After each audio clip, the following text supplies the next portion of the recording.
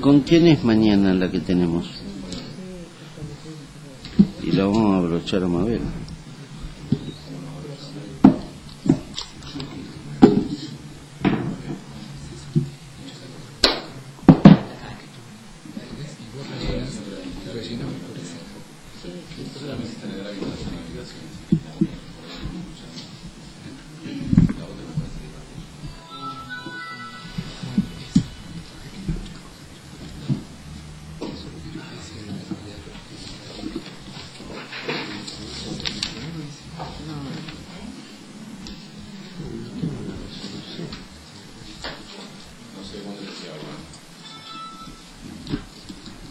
¿Agua potable?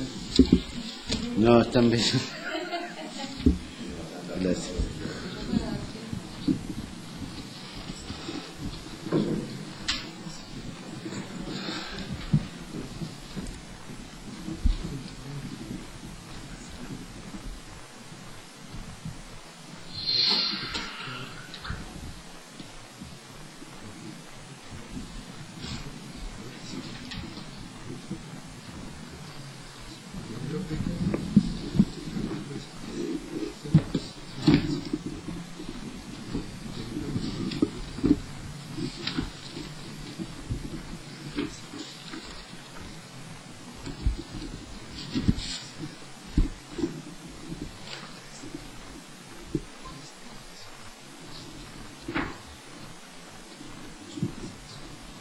Bueno, buen día a todos.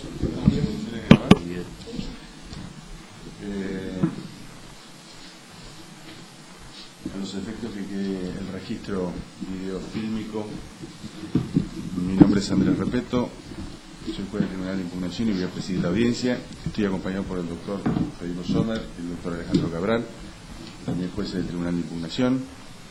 Están presentes los fiscales Rómulo Patti y María Lola Finocchietti, y por la defensa el doctor Gustavo Vitale, junto con su asistida Inti Regen Pailalev. Vamos a escuchar los agravios que sostentara la defensa contra la sentencia condenatoria dictada por la entonces Cámara Criminal Segunda de la ciudad de Neuquén. Hay dos agravios, o mejor dicho, dos planteos diferentes. Cada uno incluirá X cantidad de agravios. Usted puede ordenarse en el sentido que mejor le parezca. Quizá, sugiero, sea bueno empezar por las cuestiones de fondo y después por el cuestionamiento de la prisión preventiva, o lo dejo sobre usted. Bien, gracias. Bueno, me parecía conveniente invertir el orden, ¿no? Bueno. En verdad, quizá hubiera sido más claro o más conveniente o hubiera permitido darle mayor importancia a la cuestión de la libertad durante el proceso si hubiéramos discutido en audiencias diferentes, ¿no? Pero bueno, al fijarse una sola audiencia para discutir tanto el problema de la libertad de la imputada durante el proceso como el recurso contra la condena, no nos queda otra alternativa que tratar las dos cuestiones en la misma audiencia. Para mí son tan importantes las dos cuestiones, tan importante una cuestión como la otra. Desde mi punto de vista, la libertad de la imputada se impone por razones jurídicas incontestables. Seguramente el mayor interés de Inti Pailalev hoy es que se resuelva absolverla.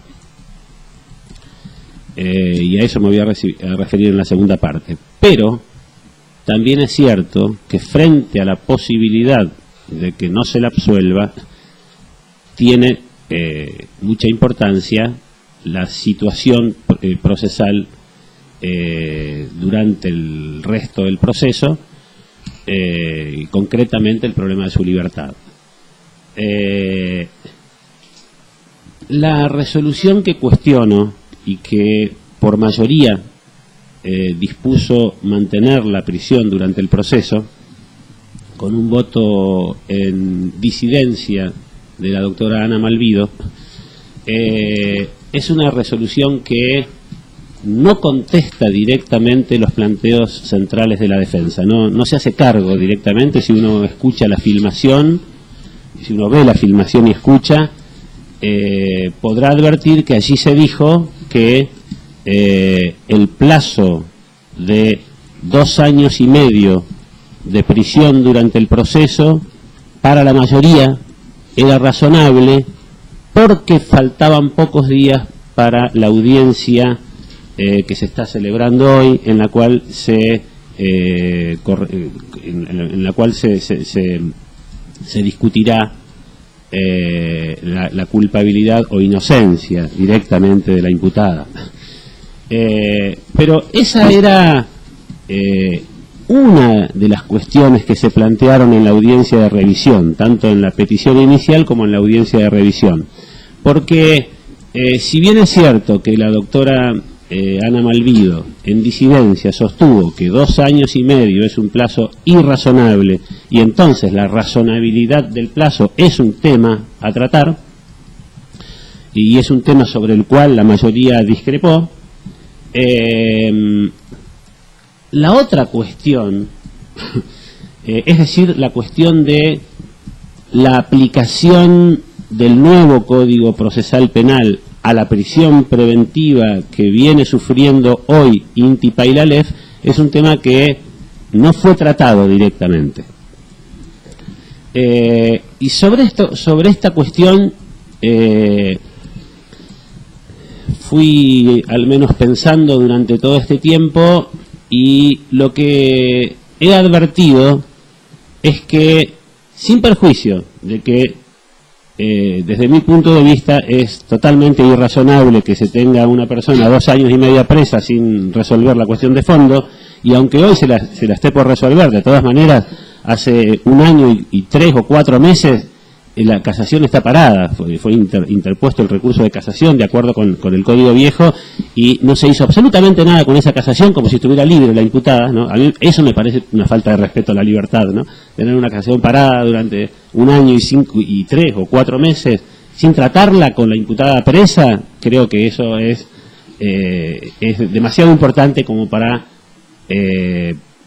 sostener que es razonable haberla tenido presa todo ese tiempo sin siquiera tratar el recurso que consta en el expediente que se armó en base a la ley vieja, ¿no?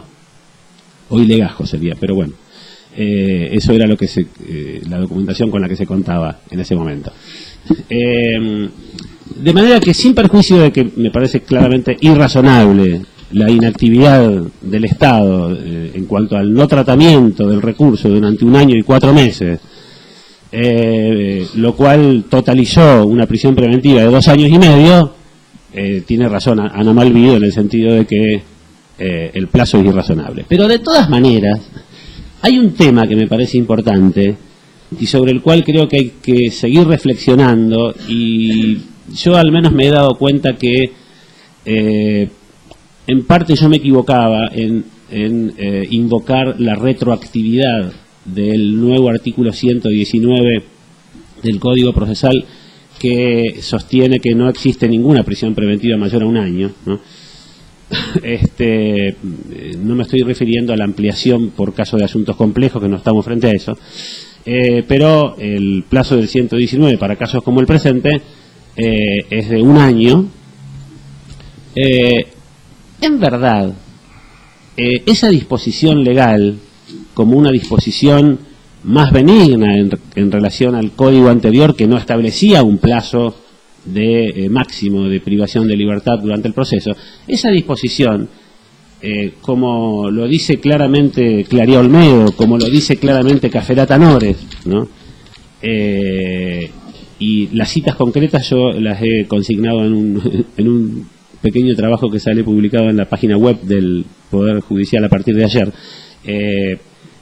En esos trabajos lo que se dice, y creo que jurídicamente es así, una ley procesal penal que regule la privación de libertad durante el proceso se aplica a las privaciones de libertad durante el proceso actuales, con independencia de cuándo comenzaron. Es decir, el artículo 119 del Código Procesal Penal, que establece el plazo máximo de 1 año de la prisión preventiva, se aplica al caso de Inti Pailalef en forma directa e inmediata, no en forma retroactiva. No hace falta aplicarla en forma retroactiva, porque no se trata de actos pasados concluidos. No estoy hablando de un allanamiento que se hizo y que yo ahora tengo que valorarlo o bien reproducirlo si es que aplico retroactivamente la ley procesal penal, porque sería un acto concluido. La prisión preventiva no es un acto concluido. Inti Pailalef está presa hoy. No es que estuvo presa antes y ahora ya no. No, ella está presa hoy. Y lo que establece el Código Procesal Penal es que la prisión preventiva no dice la prisión preventiva que se comience a cumplir a partir de hoy. No, la prisión preventiva no puede pasar de 1 año, nunca. ¿Por qué?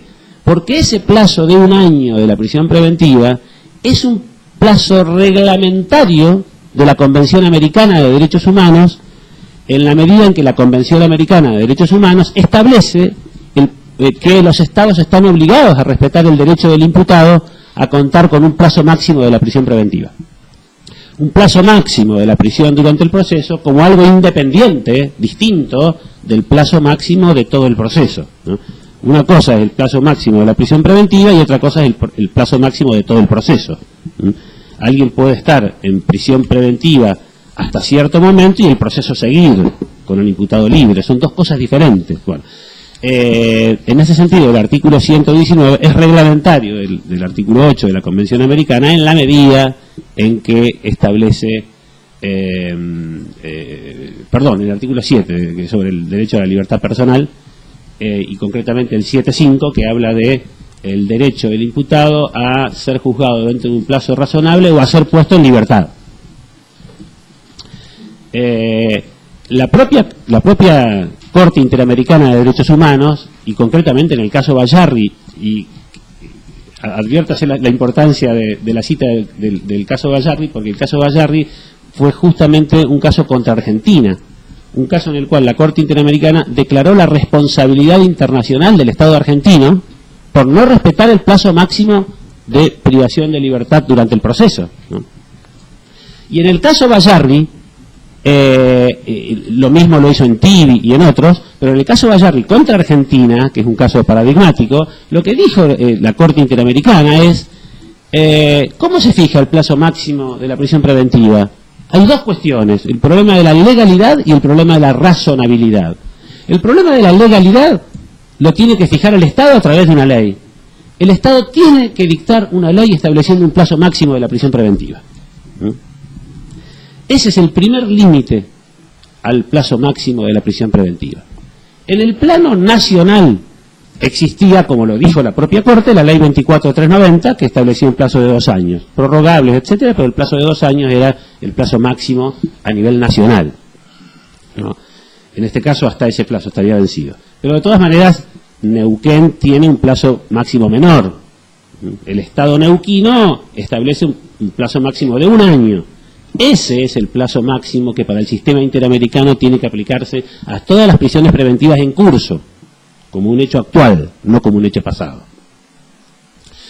De manera que para el sistema interamericano hay responsabilidad internacional cuando no se establece por ley un plazo máximo, pero en este caso hay establecido por ley un plazo máximo.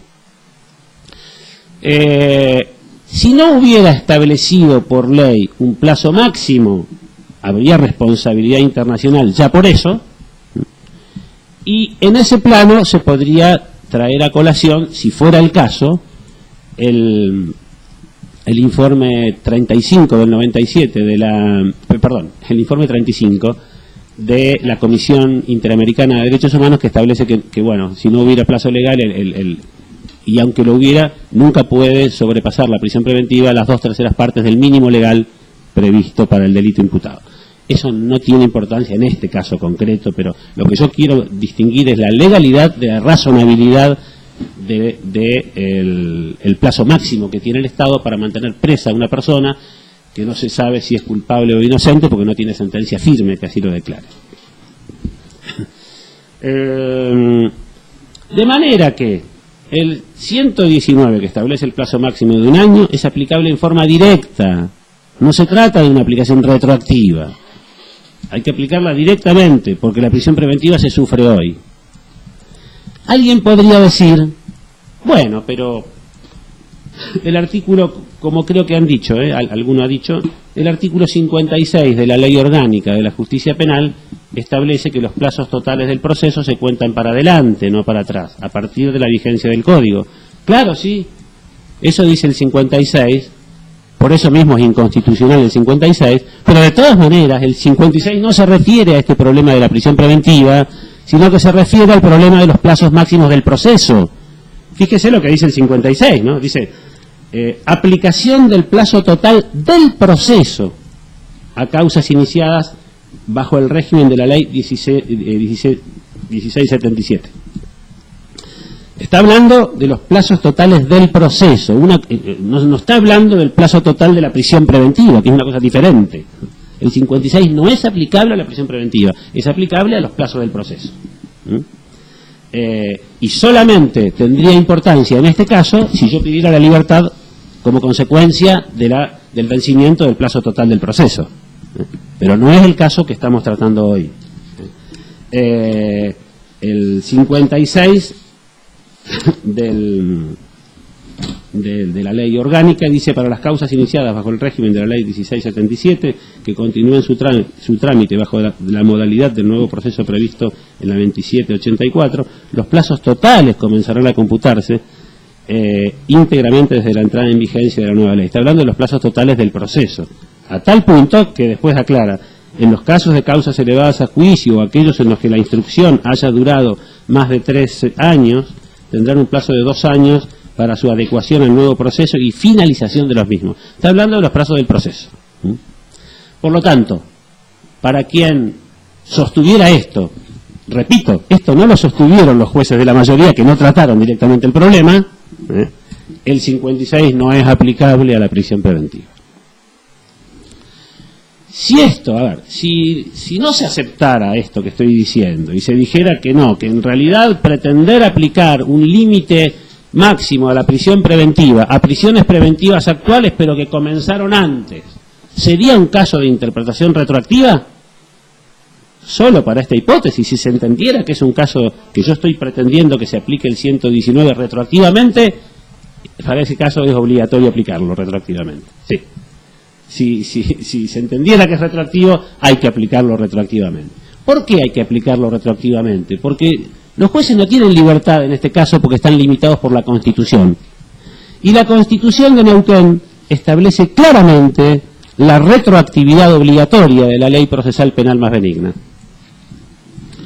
En este sentido, el artículo 63 de la Constitución de Neuquén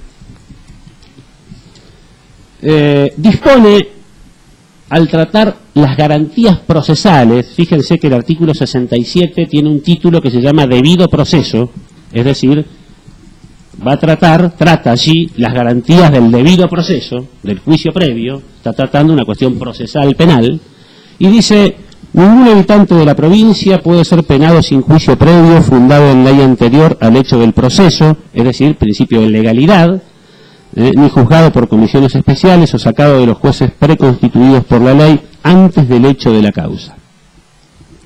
Sigo diciendo: siempre se aplicará, aún por efecto retroactivo, la ley penal más favorable al imputado. Es decir, siempre quiere decir en todos los casos, no hay ninguna excepción, no admite excepciones. Siempre quiere decir en todos los casos, siempre, dice la Constitución, se aplicará, aún por efecto retroactivo, expresamente lo dice, ¿no? Aún por efecto retroactivo, siempre se aplicará la ley penal más favorable al imputado. Alguien podría decir, me estoy anticipando a una posible invocación en contrario, alguien podría decir: no, aquí se está refiriendo a la ley penal. No, momento. La Constitución de Neuquén no puede tratar una garantía penal de fondo, no, la competencia de la provincia es provincial.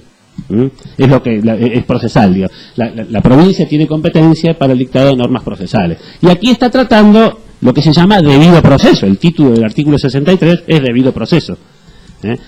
Por otra parte, es sabido, y hoy creo que con toda la evolución del derecho penal y procesal penal, que el problema penal engloba el problema procesal. El problema procesal penal es parte de la problemática penal, no es una cosa diferente.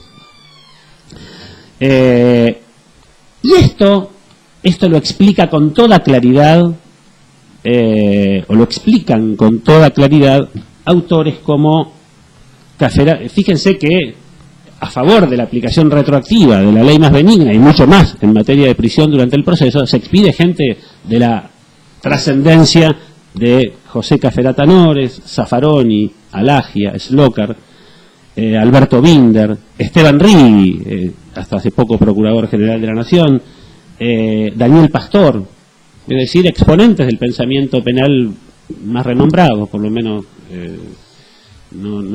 digamos, creo que son juristas destacados. Todos aceptan la aplicación retroactiva de la ley procesal penal más benigna, con un argumento o con otro argumento. Yo creo que ya va demasiado tiempo para que yo me ponga a leer los párrafos de cada uno de los autores, que sería muy tedioso, pero bueno, solo para rescatar un argumento. Zaffaroni es muy claro, y Binder y Pastor también en este argumento, en decir, bueno, lo penal y lo procesal van juntos, son parte de la misma cosa, y en realidad cuando algo punible pasa a ser menos punible, o pasa a ser no punible por una ley más benigna, sea penal sustancial o penal procesal, hay que aplicar esa ley más benigna para atrás, ¿no? Porque no importa que un hecho deje de ser punible porque dejó de ser delito del Código Penal o porque el plazo de prescripción sea más corto. En los dos casos pasó a ser no punible. En los dos casos hay una valoración estatal que dice lo que antes se podía penar ahora no se puede penar. De manera que en esos casos hay que aplicar retroactivamente la ley procesal más benigna. Hay también algún precedente de la Corte Suprema de Justicia de la Nación que lo trató en relación a la ley penal tributaria. Pero bueno, de todas maneras, aunque todo el mundo postule la aplicación de la ley procesal penal más benigna para atrás, en forma retroactiva, yo creo que para la prisión preventiva, como dice claramente Cafferata Nores y Aida Tarditi en el Código Procesal de Córdoba comentado, eso no es aplicación retroactiva, es aplicación directa, porque los hechos que se están cumpliendo hoy son actuales. Bueno, por estas razones entiendo que todos estos argumentos, todo esto que he tratado recién, que restringido a la aplicación retroactiva de la ley más benigna, sin haber advertido en aquel momento que en realidad era una aplicación directa, fue tratado en la audiencia de revisión y no fue objeto de tratamiento por parte de ninguno de los jueces, porque la minoría dijo que es irrazonable. Pero la minoría por lo menos dijo que había fijado un criterio de irretroactividad nada más de la ley procesal más benigna, sin tratar los argumentos, pero la mayoría directamente los omitió, ¿no?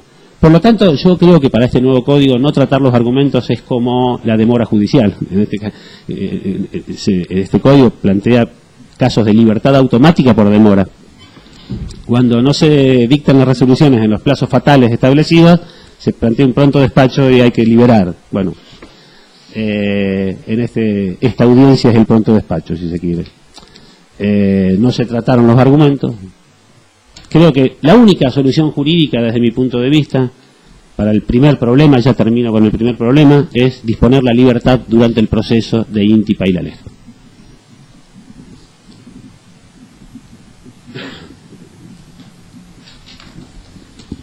Bueno. Sí, voy a seguir, pero quería hacer una pausa para... Sí. Perdón, Sí. Yo cambiaría de tema. No, la Fiscalía sugiere que, habida cuenta un tema tan específico uno respecto del otro, si se me permitiría para Claro. una mejor dominamiento. Está bien, sí. Si no hay un Me parece bien que debatamos primero esto y después pasamos al segundo. Sí. Era la misma sugerencia que he hecho los dos años. Bien. Terminó su intervención respecto De la primera cuestión. Sí. Bueno, si estamos todos de acuerdo, entonces le doy la palabra a la Fiscalía. Tiene que contestar este agravio. Sí, muchas gracias. Respecto de este punto, trataré de ser lo más breve posible, habida cuenta que esta es la tercera oportunidad que este Ministerio Público, representado en este caso en mi persona, plantea sus argumentos respecto de justamente la fundamentación que hiciera el señor defensor respecto de la situación de coerción sobre la persona que hoy está ante los estrados, me refiero a Inti Payalef. En oportunidad de plantearse esta situación ante el juez de garantías, confirmó la tesitura de sostener la medida de coerción y la misma fue avalada por el colegio de jueces hace pocos días atrás. Tanto de una audiencia como de la otra hay registros informáticos y hay también soportes periodísticos que se pueden observar, sobre todo de esta última audiencia, con lo cual no me remito a ella en tanto a los fundamentos, porque obviamente entiendo que cada audiencia es concretamente autosuficiente y es menester argumentar en cada una de ellas, pero vale la pena comenzar diciendo que la medida de coerción que rige sobre la persona que es traída ante los estrados se inicia con la intervención de un juez de instrucción allá por noviembre del año 2012. Perdón, voy a verificar la fecha porque 2011. Y luego esta medida al poco tiempo es ratificada por una Cámara, luego por el juez de garantías, luego por el colegio, y hoy estamos aquí de nuevo debatiendo la procedencia o no de esta medida en la postrimería ya de la resolución, en gran parte pienso definitiva, del tema de fondo, concretamente cuál es la validez o no de la sentencia, que es el tópico que se abordará posteriormente y que por el cual también la defensa ha hecho su respectiva impugnación. Respecto de este punto, lo que debo informar, justamente atendiendo a esta mención cronológica, lo que debo decir es que el proceso del cual se alude o se tilda de extremadamente prolongado se inició, como dije, allá por noviembre del año 2011. Al año de esa fecha exactamente, la señora Inti Payalef fue condenada el 12 de septiembre, perdón, sí, el 12 de noviembre, perdón, del año 2012, fue condenada a la pena de 15 años de prisión por el delito de homicidio, en este caso con una atenuación, pero dentro de las pautas del artículo 80, inciso primero, por haber sido autora del fallecimiento en forma violenta de quien era su hijo, un niño de menos de 4 meses. Es cierto que a partir de allí se establece un impasse en donde, como correspondía y es habitual en la defensa oficial, la atención y la enjundia que pone en cada uno de los casos, el recurso que se efectuó otrora de casación y que quedó a estudio del Tribunal Superior de Justicia. Y llegamos a estas instancias sin que se haya resuelto. Pero es menester mencionar que en un año hubo una declaración, un razonamiento sobre la hipótesis de trabajo que se evaluó y se efectuó a partir de la instrucción y la investigación, que quedó confirmada, no firme, reconozco, pero esa premisa quedó confirmada con el dictado de sentencia al cual hice mención. Este no es un tema menor. Y no es el tema menor si lo ponemos en el contexto del cambio de sistema que hemos tenido, totalmente paradigmático, de un sistema mixto a un sistema acusatorio, donde lo que hoy bregamos, afortunadamente, es que se imponga la celeridad en cada uno de los trámites que se van planteando, merced a la oralidad y a las implementaciones procesales que se han dado vigentes. Es decir, este punto es importante, porque aún tomando en cuenta la dilación en el trámite existente en aquel sistema, veremos que el plazo no era irrazonable, más allá que no era el deseado. Creo que si se pudiera resolver en forma presta y pronta es lo mejor, pero ese plazo en ese contexto, entre esa forma de procedimiento que había, no estaba alejado de lo que habitualmente se venía dando o tratando. Se me podrá decir, bueno, pero con ese criterio estamos viendo, a lo mejor observando la problemática desde una perspectiva del viejo ejemplo de la botella llena o la botella vacía. No, pongámonos en el contexto en el cual estábamos, porque no se superó, teniendo en cuenta el viejo procedimiento, un tiempo o un lapso extremadamente grave, como sí ocurrió en el caso Bayarri. El caso Bayarri, que es traído aquí a colación, fueron 13 años. Y en el caso Bayardi, en un caso donde, lo sabrá bien el tribunal, la Cámara Federal lo corrigió en el año 2004. Fue el propio tribunal argentino el que corrige este grave error, que era un hombre que había sido torturado y merced a las torturas condenado. Hay un distingo importante, porque lo que se fue a reclamar a la Corte Interamericana era que, en definitiva, Bayarri no había hecho ningún reclamo desde la parte de daños y perjuicios al Estado, y en definitiva lo que se ponía en juego era si se habían agotado o no las vías internas para ir a reclamar esto ante un rechazo que se había efectuado en el orden interno, ir a reclamar esto ante la Corte Interamericana, que después tuvo acogida. Estamos hablando de 13 años, una materia totalmente distinta, que es un hecho concreto, que en un año tuvo una sentencia, que estaba dentro de un plazo razonable, plazo que sabemos que la Convención Interamericana no establece, pero sí marca una pauta de regularidad, que dentro del contexto de las causas que tramitaron en Neuquén y que tramitan, nunca han sido excesivos. Este está dentro de lo razonable, además teniendo en cuenta la peculiaridad, la repercusión social y la materia que se abordó en este caso.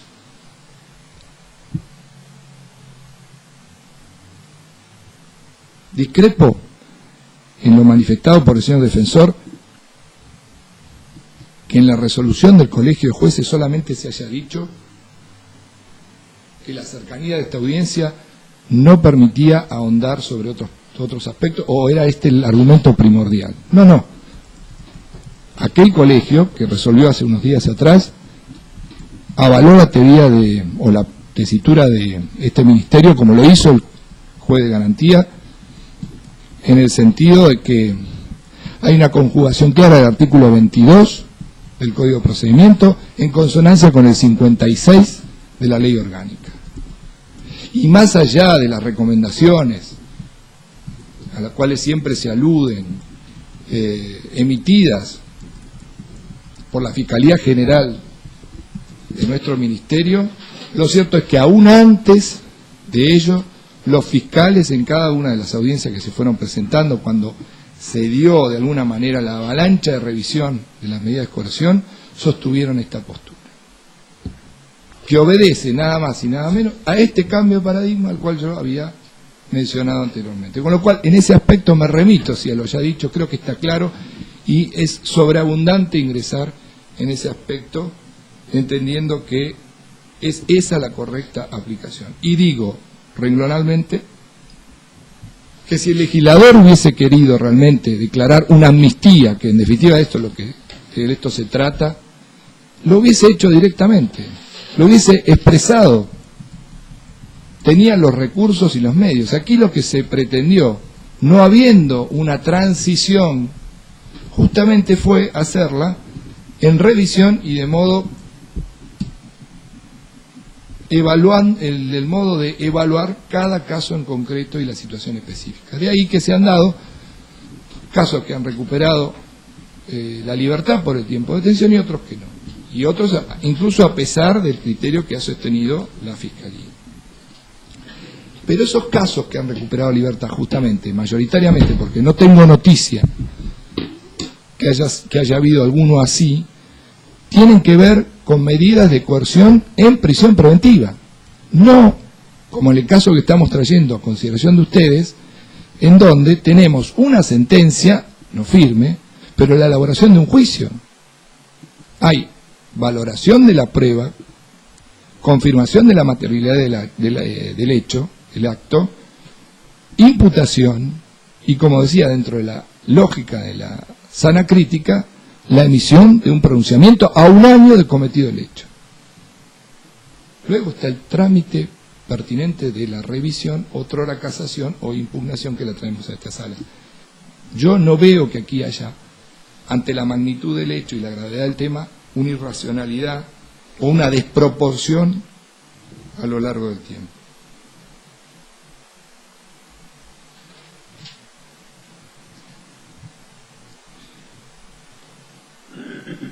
Básicamente creo que estos son los argumentos. No quiero extenderme porque obviamente estamos a la puerta de abordar otro tema sin perjuicio de lo que se refute, de lo que he manifestado, pero creo que concretamente con lo expresado, de alguna forma queda expresada la postura, valga la redundancia, de este Ministerio Público al respecto del primer tópico que se... Sí. Sí.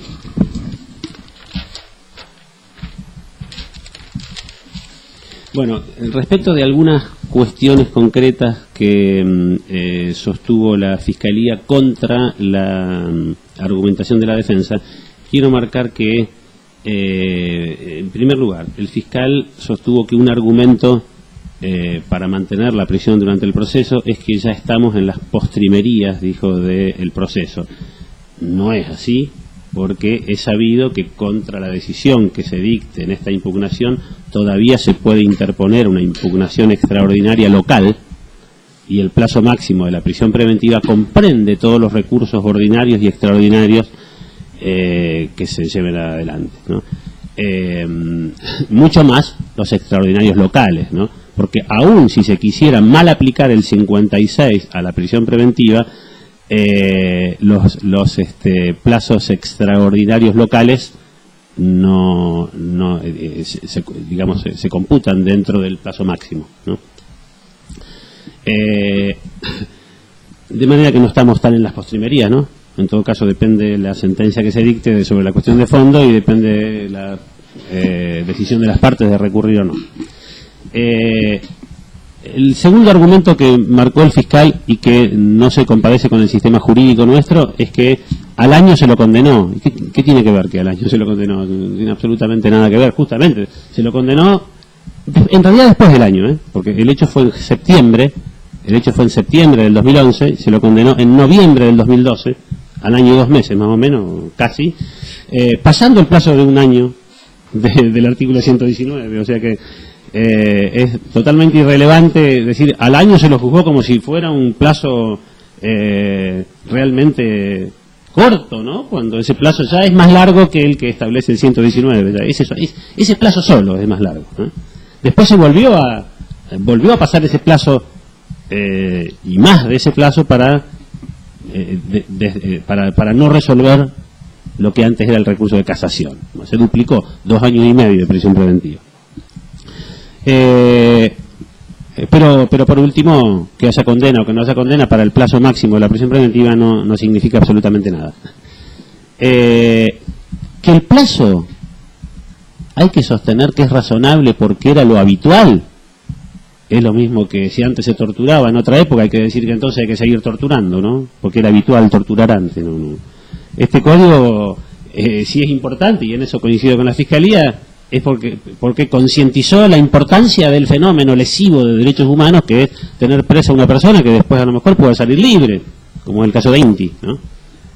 Respecto de la cual tengo la convicción de que va a salir libre, porque por lo que vamos a decir después ni siquiera hay pruebas para haberlo condenado, pero de todas maneras está la posibilidad, no se puede excluir la posibilidad de que resulte absuelta. Por lo tanto,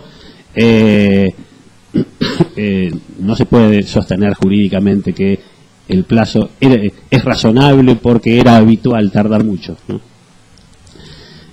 Por otra parte, no me parece correcto invalidar la cita del caso Bayarri, porque en el caso Bayarri el imputado haya estado 13 años preso, porque la Corte Interamericana en el caso Bayarri, y si no me equivoco es en el considerando 72 o 73 o 74, porque lo vi ayer, no es que me acuerde de los números, pero como hace poquito lo estuve reviendo, sé que en uno de esos párrafos de la sentencia de la Corte que condenó a Argentina, lo que dice es que en Argentina el plazo máximo es establecido por la ley 24.390.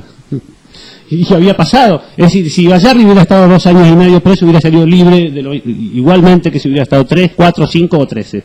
¿No?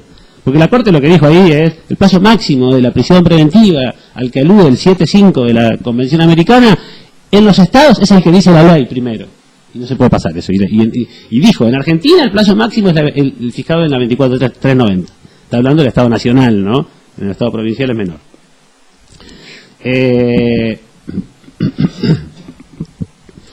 La Fiscalía dijo que la mayoría en el recurso de revisión, que no es cierto lo que yo sostuve, y que trató toda la problemática que la defensa planteó.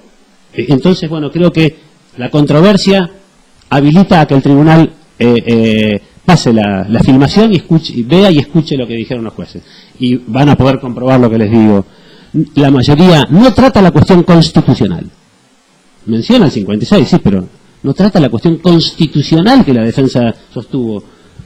Es decir, para los que entienden que el plazo máximo de la prisión preventiva aplicado al caso de Inti es un caso de aplicación retroactiva, para los que entienden eso, la aplicación retroactiva es obligatoria. Por la Constitución, cité el artículo 63, etcétera, ese tema no fue tratado, eso lo aseguro, y creo que, bueno, precisamente queda más que habilitado para el tribunal pasar la filmación por esta controversia. Por último, el fiscal volvió a hacer hincapié en que, bueno, hoy hay sentencia. Y si hay sentencia, entonces parecería que ya no tiene sentido discutir el tema, pero hay sentencia no firme y todavía puede quedarnos mucho de proceso por delante. Por lo tanto, creo que no queda otra solución jurídica que disponer la libertad de Inti.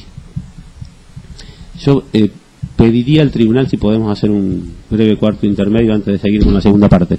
Sí, un segundo. Sí. ¿Va a ser dúplica? Muy breve, porque creo que corresponde. Respecto de la tortura, usé el ejemplo casi burdo de la botella medio llena y medio vacía, y yo no quiero entrar en una dialéctica y retórica porque no corresponde, porque si no estaríamos en una esgrima casi barata por lo que implica y lo que se está poniendo en tela de juicio en definitiva aquí, pero de ninguna manera este ministerio avala cualquier conducta que sea básicamente delictiva. Estamos hablando de otros temas, estamos hablando de términos y de plazos. Nadie avalaría una cuestión que esté vinculada con lo delictivo para mantener a alguien en detención. Primer punto. Y segundo, brevemente, no creo no haber manifestado justamente que el tribunal, en base a lo que había expresado primigeniamente la defensa, el tribunal colegiado no solo se basó, y eso es lo que quise explicar, en la proximidad de esta audiencia, sino que además compartió los argumentos de este Ministerio Público, que los he brevemente mencionado aquí, y bueno, yo también, llegado el caso, si fuera necesario, con la diligencia que tienen vuestras señorías, lo consulten. No puse en tela de juicio lo que se mencionó últimamente, el campo constitucional, simplemente me referí a que no fue el único argumento, la proximidad de esta audiencia, el tema por el cual se desestimó la petición de la defensa. Gracias. No tenés que dar la palabra a la defensa. Siempre tiene la última palabra. No, gracias. No. Le agradezco. No, yo no. fecha de inicio de la detención. Creo que fue el 15 de septiembre del 2011. Sí, bueno, si es una aclaración, yo dije la fecha noviembre. No, y yo mencioné noviembre y fue en septiembre. Sí, pido la disculpa acaso en la lectura rápida y el proceso inicia el 12, pero sí, fue el 15. Sí, 1 año y 2 meses antes de la... Yo le quiero pedir una precisión al doctor Tales y por supuesto también la traslado después a la Fiscalía para que dé su opinión. Mencionó el artículo 56 y entiende usted que el artículo 56 se aplica a otro supuesto distinto, que es la duración total, el plazo total del proceso. Sí. Y refirió al título y refirió al contenido del artículo. Sí. Luego yo advierto una diferencia y por eso quiero que me precise cómo la interpreta usted. Bien. Eventualmente usted. Porque el título del artículo 56 de la ley orgánica habla del plazo total del proceso, del singular. Sí. Mientras que en el contenido del artículo, evidentemente demostrando una pésima técnica legislativa, habla de los plazos totales. Con lo cual, en un supuesto, conforme al título, se estaría refiriendo a un caso y en el otro podría admitirse que se refiere a muchos casos distintos. ¿Entiendes cuál es la...? Sí, perfectamente. Perfectamente, porque eso, digamos, desde el punto de vista del texto literal, es así. Lo cierto es que, a ver, hay dos cuestiones ahí, me parece. Primero, que en el contexto del artículo, el segundo párrafo aclara que se trata de plazos del proceso, ¿no? Fíjese que en el segundo párrafo dice, en los casos de causas elevadas a juicio o aquellos en los que la instrucción haya durado más de 3 años, está hablando de la instrucción del proceso, ¿no? Si la instrucción duró más de 3 años, ahí le interesa, dice, tendrán a su vez un plazo de 2 años para su adecuación al nuevo proceso y finalización de los mismos. Es decir, de los procesos. O sea, si hay alguna duda, el último párrafo aclara que se refiere al proceso. Esa es la primera cuestión. Y la segunda cuestión es que la Constitución de Neuquén, concretamente en el artículo 64, prohíbe a los jueces interpretar extensivamente la ley en perjuicio del imputado. Es decir, en consonancia con el Código Procesal, hay que interpretar restrictivamente la ley a favor de los derechos del imputado. Y frente a esta obligación de interpretar la ley a favor del imputado, hay que atribuirle alguna significación, si es que se advirtiera una situación de duda al título, porque el título para algo lo pusieron, ¿no? El título es una pauta de interpretación. Uno podría sostener que a favor del imputado, el texto es diferente al título, para, digamos, efectuar una interpretación a favor del imputado, pero nunca en contra. Nunca se podría interpretar extensivamente cuando el título restringe el fenómeno a una situación favorable al imputado. El título tiene que tener un valor jurídico. Se habla de plazo total del proceso. Ese sería el segundo argumento, por el cual el 56, yo no tengo ninguna duda que no se refiere al problema de la prisión durante el proceso. ¿Quiere decir algo la Fiscalía? No, remitirme un poco a lo que ya había manifestado y que, a nuestro entender, el criterio se refiere a todos los plazos procesales, ¿verdad? Bueno, ¿alguna precisión más? Bueno, la defensa pidió un cuarto intermedio. ¿Hay alguna objeción? En absoluto. Bueno, ¿10 minutos está bien? Sí. Bueno, hacemos un cuarto intermedio de 10 minutos.